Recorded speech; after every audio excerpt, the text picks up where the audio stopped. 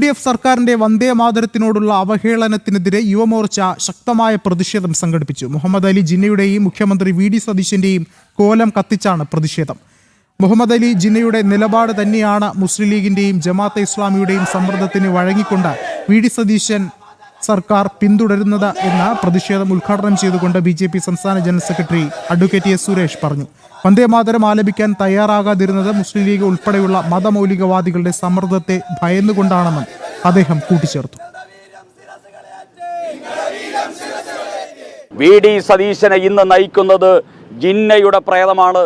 VD Satheesan ഇന്ന് മഹാത്മാഗാന്ധിയുടെ ആദർശത്തിലല്ല, മൗദൂദിയുടെ ആദർശത്തിലാണ് ഈ VD സതീശൻ വിശ്വസിക്കുന്നത് എന്നതുകൊണ്ടാണ് ഇന്ന് VD സതീശനെയും അതോടൊപ്പം തന്നെ ജിന്നയെയും രണ്ടുപേരുടെയും കോലം ഒരുമിച്ച് ഭാരതീയ ജനതാ പാർട്ടിക്ക്, ഈ കേരളത്തിലെ പൗരബോധമുള്ള ജനതയ്ക്ക്, ഈ കേരളത്തിലെ ഭരണഘടനയെ ബഹുമാനിക്കുന്ന ജനതയ്ക്ക്, കേരളത്തിൽ മതേതരം പുലരണമെന്ന് ആഗ്രഹിക്കുന്ന ജനതയ്ക്ക് ഇത് രണ്ടും ഒരുമിച്ച് കത്തിക്കേണ്ട സാഹചര്യമാണ് കേരളത്തിൽ രൂപാന്തരപ്പെട്ടിരിക്കുന്നത്.